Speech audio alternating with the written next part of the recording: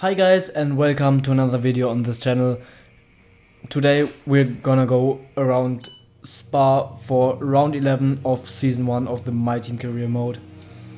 And we don't have really much time between Hungary and Spa, so there won't be many upgrades. I think it's only one aero upgrade coming in for this week's race. So I hope it will help us a little bit at least. And I think after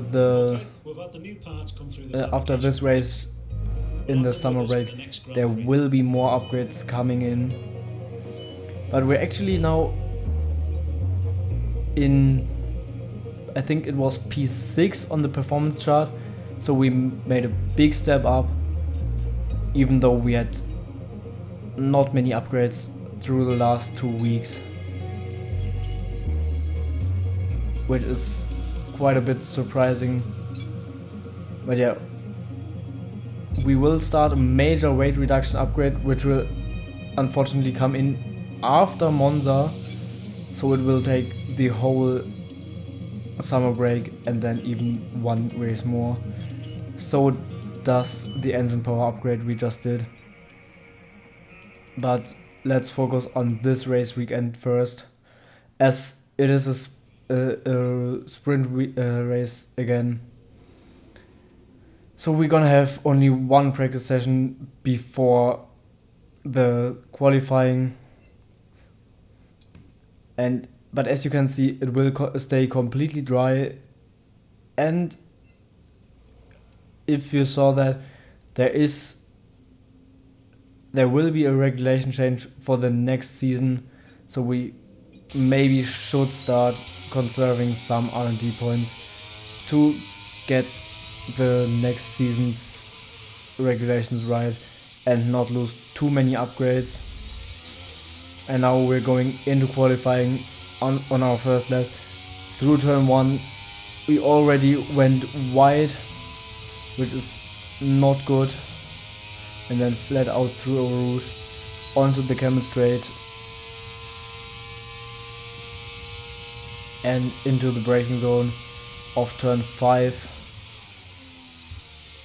We go a little bit wide in turn 5, but get the apex right in turn 6 and 7. We could have had a bit more speed through turn 7, and then through the hairpin we had a good rotation and good speed, but in turn 9 we go really wide, and now into almost flat out Pouin. We missed the apex again. We just turn in way too late at every one of these turns. Here in turn, I think it's 12 again. Yeah, and here we miss the apex again. And we still get a purple middle sector, but I think it's just because we are the very first car on the track. So yeah, we won't have much speed. We won't be placed very good after this lap. So we probably gonna have to go out again. But as you can see in the bottom right, but in the end, to my own surprise, this lap put us in P10 and we are through to Q2. But as you can see in the bottom right, we have an orange engine symbol. And yeah, I realized I forgot to change the engines before qualifying. So we will have to take an engine penalty, because I think the engines won't even last 44 laps. So we would have no chance of finishing the race with those engines. So with less engine power we actually got through to Q2 around a track where engine power is pretty much needed. So it's quite a surprise that we got through with a really bad lap and 1 engines, because we didn't have the speed around the corners and we didn't have the speed on the straights, but somehow we did manage to get through as we invalidate our first lap in Q2. So now we definitely have to go for another lap, otherwise we are out in Q2, which will make a difference for the sprint, because the engine penalties only apply for the full Grand Prix, and I decided to actually finish the lap to have a delta for the second one, because I just think it's much easier to set a good lap when you have a delta. But through turn 1 we lose a tenth to our first lap, and through Eau Rouge it's not really getting better. I mean, Eau Rouge is flat, so this should be quite similar pace at every lap. And then through turn 5 and 6 we go wide and actually cut turn 6 a little bit. I'm quite surprised that this didn't invalidate the second lap as well, and we wouldn't have enough time to go through for another lap. So we're still almost a tenth down on our previous lap, but we gained really much through Pouillon. And then now we're coming to the place where we invalidated our first lap, and we go really safe, not even close to the line, but we lost some time doing that. And now we're 3/10 down from our previous lap, which will still be an improvement because the lap was invalidated. So what is it gonna be at the end of Q2? We actually go to P6, and that's where we stay for the end of Q2 as well.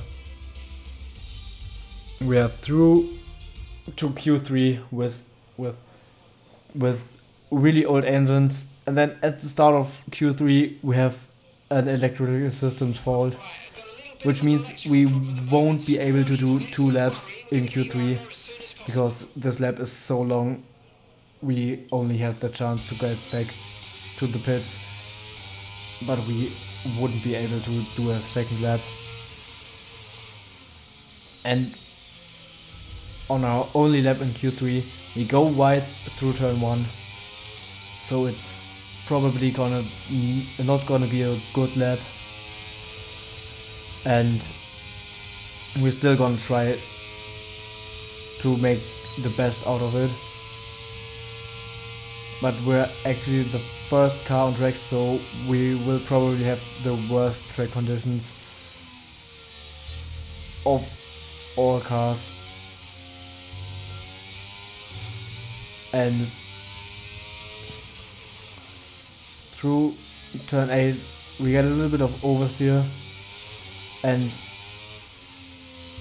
finally, I think for the first time, we got the apex of turn 9 right, and the apex of Pouillon we got it right as well. I think also for the first time on this weekend,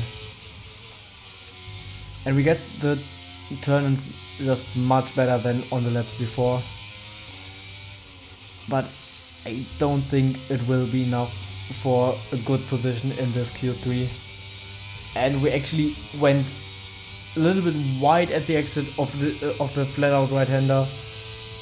I think it's turn 14, and I think we were off track, but the game didn't invalidate our lap, so I'm not gonna complain about that. And then we almost invalidate our lap again at the last corner. And we go to P7. And in the end we only lose one more place. And go to P8. And that's where we're gonna start the sprint race. Hopefully we can finish the sprint in the points.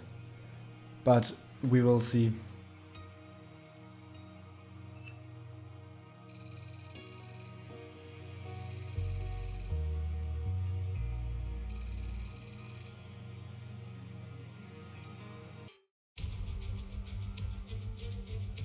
Welcome to today's sprint. This is shaping up to be another fantastic weekend.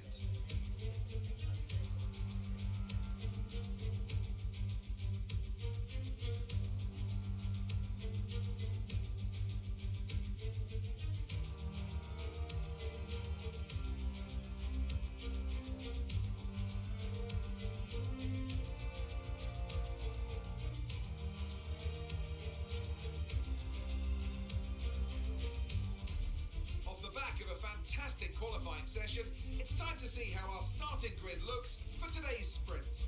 Charles Leclerc lines up on pole position, edging out Max Verstappen, who'll start from P2. Considering the rest of the grid, we have Sainz, Hamilton, Russell, Perez, Norris, the owner driver, Fernando Alonso, Bottas, Hulkenberg, Ocon, Gasly, Stroll, Albon, Oscar Piastri, Sonoda, Magnussen, Joe, Sargent, De Vries, and Jack Doohan. Which of these drivers will get pole position today? We'll soon find out.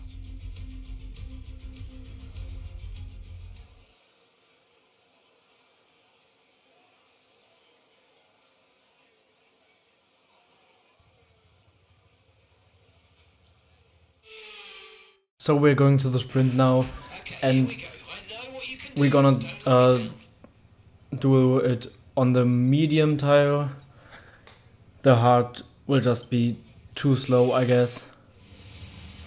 And yeah, there you can see it. We changed the engines to new ones, and I don't know why it popped up now, but for the race tomorrow we will have a grid penalty, and we will, I guess, start the race from last place.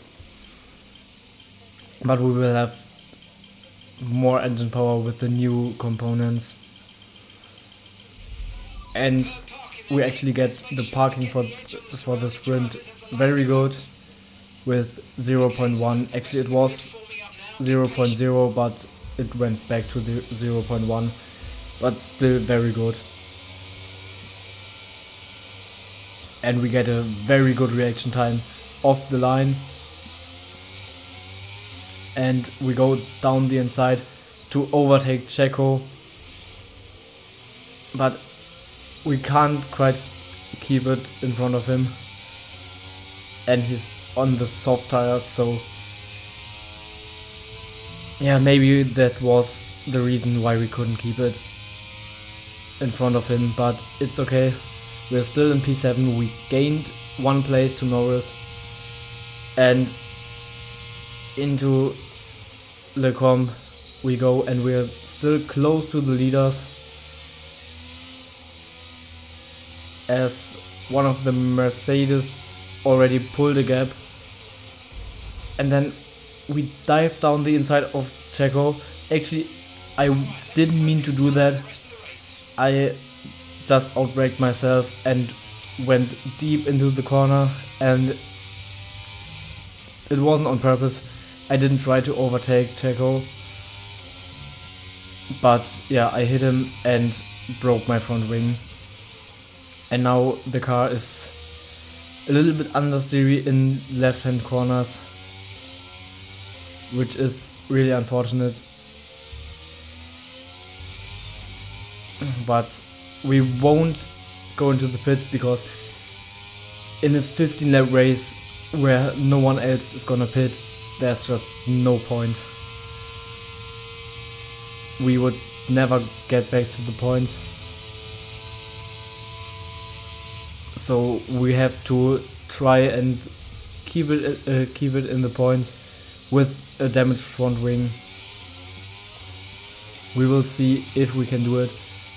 And we actually pulled a gap of a second to Alonso and Norris behind, so it's looking pretty good, and maybe we can stay in the DRS of the cars ahead, which would help us massively to stay ahead of Alonso and Norris and stay in P6.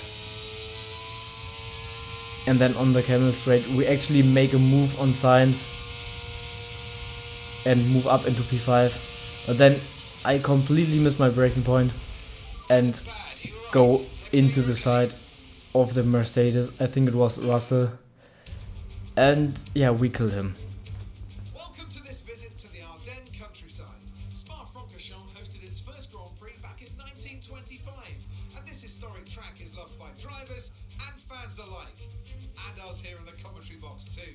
So it's a warm welcome from the Belgian Grand Prix. Spa-Francorchamps then, a historic 19-corner circuit with a lap distance of 4.35 miles. There's over 100 metres of elevation change here, and with long stretches of the lap spent flat out, a good top speed will be vital for success. Before we begin, let's take a quick look at the grid lineup for today's race. A fantastic effort from Charles Leclerc yesterday, and it's put him on pole. And Max Verstappen lines up alongside. Looking down the rest of the grid, we have Sainz, Hamilton, Perez, Fernando Alonso, Norris, Bottas, Magnussen, Hulkenberg, Gasly, Stroll, Oscar Piastri, Tsunoda, Joe, Sargent, Dewey, De Vries, Russell, Ocon, Albon, and the owner-driver rounds off the grid. And now it's time to head down to the track. Anthony Davidson, a very warm welcome to you as you join me in the commentary box for today's event. Why don't we kick off by discussing Max Verstappen? That was a great win in the last race, but can they keep that momentum going into this weekend? It's always nice to come into a Grand Prix weekend on a high, but your expectations are based much more on your practice and qualifying runs. So it's the momentum from those sessions that they'll be hoping to carry into the race today. So now on to Sunday's race we go. We would have started in P22 anyways, so with the crash it doesn't really matter. I think after the crash we would have taken engine penalties anyways, so yeah, maybe it was some kind of good timing.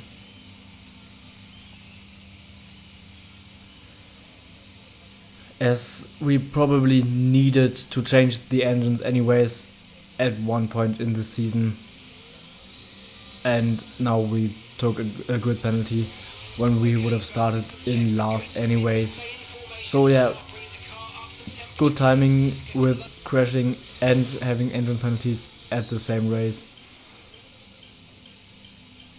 But now I hope we can make up for it in the next 44 laps, as we get the parking not perfect but okay, and we get a good run off the line. We overtake Albon and we are looking to go around the outside of Ocon as well, and we actually lose the place to Albon again, at least in the corner we did, but then we overtook him again. So we are up by 2 places just after the first corner, and through a rouge we go, and Sargent ahead is gaining a little bit on us. Ocon behind is gaining as well, but in the brake zone we probably could have made a move on Sargent, but after what happened in the sprint I didn't want to go for a dive bomb, which would have been too risky, so I'm playing it cautious and patient, so I don't want to get damaged, and I hope we can still manage to get through to the points. If we gain 2 positions a lap like we did at the start, we would be in the points by lap 6 or 7, but I wouldn't set that as a goal, because it would be a little bit too unrealistic. But on the last straight, I mean, it's not a straight, but it's a very long flat out section, we go and into the chicane, we make a dive on Sargent and actually defreeze as well. So we gained 4 positions in this opening lap, which is really good progress. And then into turn 1 we go down the inside of Tsunoda as well. And now we're just behind Russell, who we took out in the sprint. And actually Tsunoda keeps it side by side through a route, and then at the camera straight we go ahead of him with more straight line speed. But because of that we actually lost time to Russell, and now we need to get back into the DRS, because otherwise it would be really hard to stay with him. And at the end of lap 2 we are close to Russell and our teammate, and into turn 1 we're looking to maybe go for a move, and we make an easy move, brake way later than our teammate, and now we're in P16 after only 2 laps of racing, so that's very good progress. I hope that we can keep it up this way. And then with the DRS, Russell tries to make a move on Joe, and I decided to not go for a dive. It would have been just way too risky, making it 3 wide through this section. And then I actually tried to make a move in the hairpin, but I thought better of it and went a little bit wide, avoiding contact. So yeah, now we're in P16 behind Joe, and Russell is already pulling a gap on him, so maybe at the next DRS straight Joe won't have DRS anymore. I hope so, as he's now dropping out of the DRS of Russell, which will definitely help us when we get to the next DRS straight. Or maybe we're gonna actually make a move before that.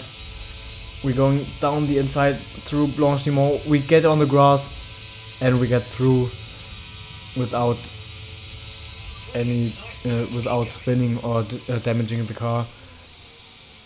But now we have a 1.4 second gap to Russell again, which we definitely need to close. And on lap 5 Russell made a few overtakes and we closed the gap to the car ahead. So now we're in P15 and we try to make a dive down the inside of Piastri, which didn't quite work out, but we will stay with him and we will have the DRS on the camel straight, so maybe we can overtake him, as we're gaining a little bit even without the DRS. But then in the DRS zone Piastri has also DRS and he actually gains on us, but then he goes side by side with Hulkenberg and they lose so much time to us, so we can close the gap again and we are closer than before. So hopefully we can make a move in the next lap, or maybe even on this lap,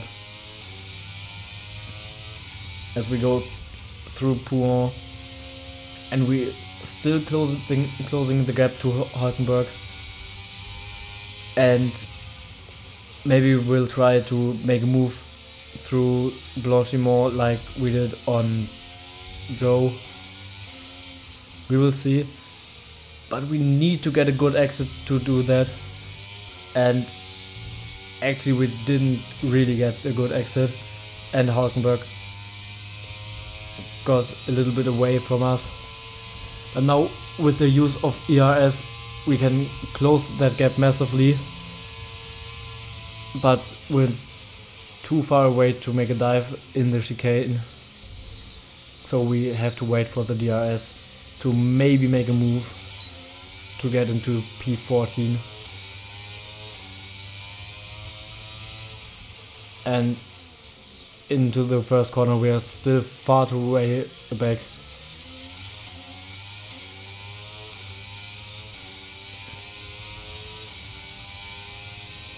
And then through Rouge we go, and we're only 2/10 behind him, and then with the DRS we have so much overspeed,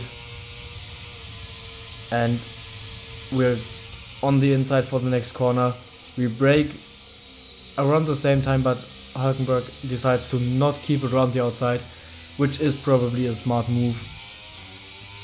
And now we're gonna chase after Piastri to make another move to move up even more positions. And after lap 7 we went from P22 to P14 already, so I think that's a good sign that we maybe could score some points.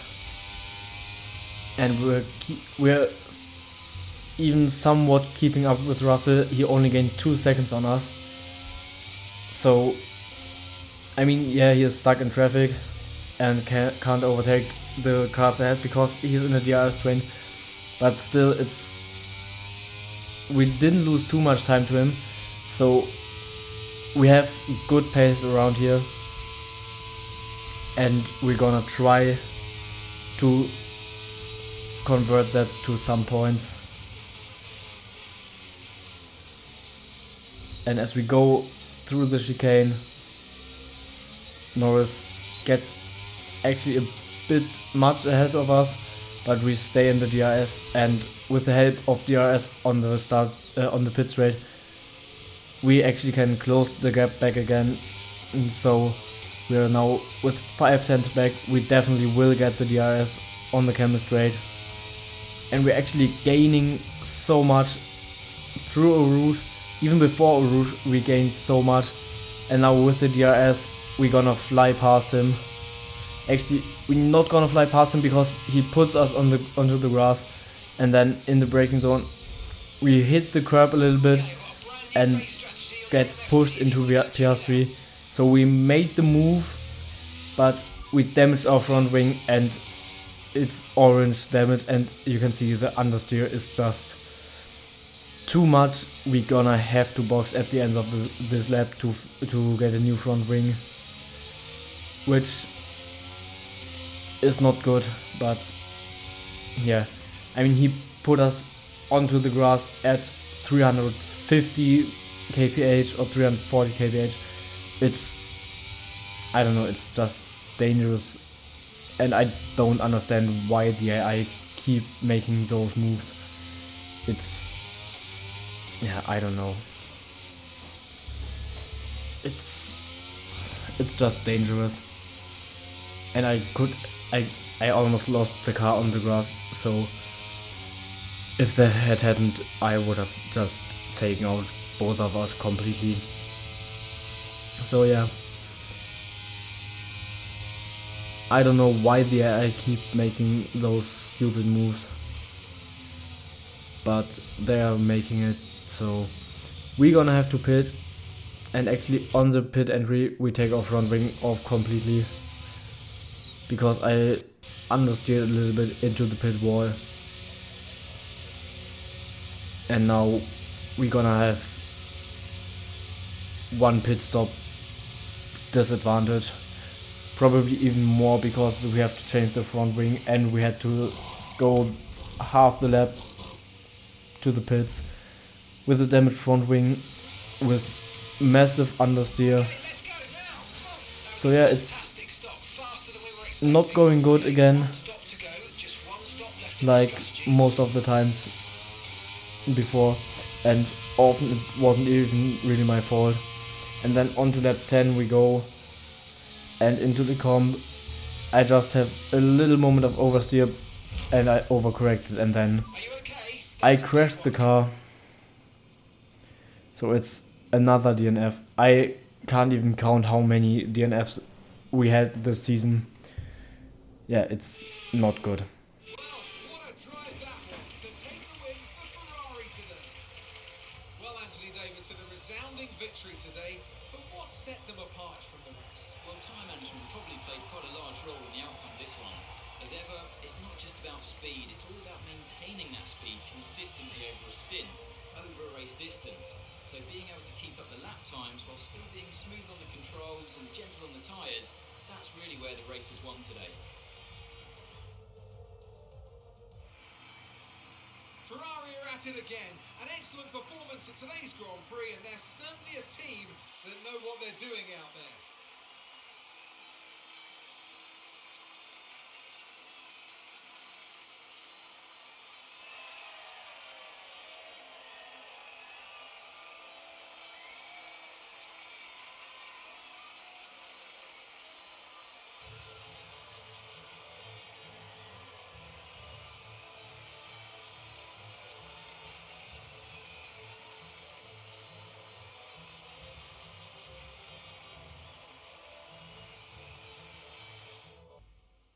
It's so frustrating. We were on the road for good points. We made massive progress. In 8 laps we gained 9 positions. And it's just so annoying because there was nothing we could do. I mean, we could have gone to the other side, but then we would have hit the back of Piastri's car. And yeah, like I said, we were on the road for good points, and it just got taken away from us because some AI decided to put us onto the grass at 345 or 340 or somewhat like that kph. It's so dangerous what he did, and yeah, it's just really frustrating, and I don't really know what to say anymore because it's not the first race weekend which was ruined by an AI. But anyways, see you guys next time. Goodbye.